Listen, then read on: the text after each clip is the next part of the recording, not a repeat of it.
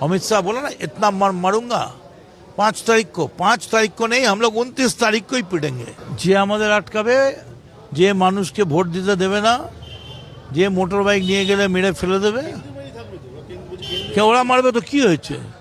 কেন্দ্রীয় বাহিনী কি মোদির বাবার নাকি? ওটাও তো আমাদের পয়সাতেই চলে, আমাদের ট্যাক্সেই চলে।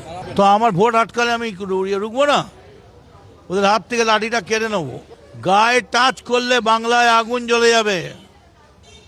29 तारीख 98% ভোট হবে। कोई माँ का लाल है तो रोक के दिखाओ। একটা শুনলেন বলছে 5 তারিখ না 29 তারিখেই পেটাবে, কাকে পেটাবে জানি না। আর বলছে ভোট দিতে যারা বাধা দেবে, মানে বলতে চাইছে কেন্দ্রীয় বাহিনী ভোট দিতে বাধা দেবে, আর 98% ভোট হবে সেটাও বলে দিচ্ছে। তাহলে বুঝতে পারছেন মদন মিত্র কী বলতে চাইছে?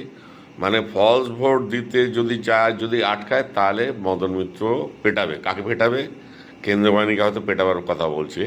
কিন্তু মদন মিত্রকে বলে রাখি, এই সমস্ত আপনার ডায়লগ না, এই যে ডায়লগগুলো মারছেন, যেদিন সামনাসামনি পড়বেন না, যেদিন ডান্ডার বাড়ি মারবে সেদিন পোদ লাল করে দেবে, সেদিন এসব বড় বড় কথা হয়। বাংলা কি আপনারা কি কিনে রেখেছেন নাকি? সব বড় বড় ডায়লগ মারে, শুধু বাওয়ালে চলে।